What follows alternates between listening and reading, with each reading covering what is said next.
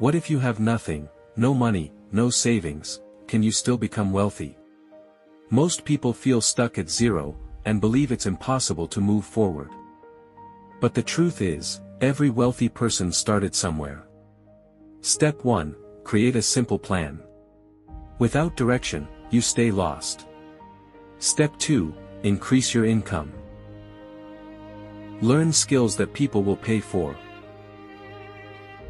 The more valuable your skills, the more money you can earn.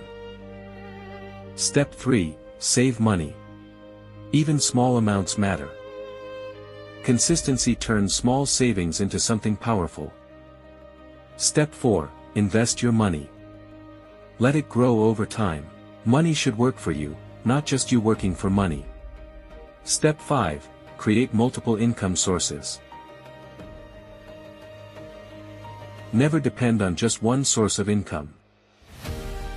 And here's where most people fail: they quit too early.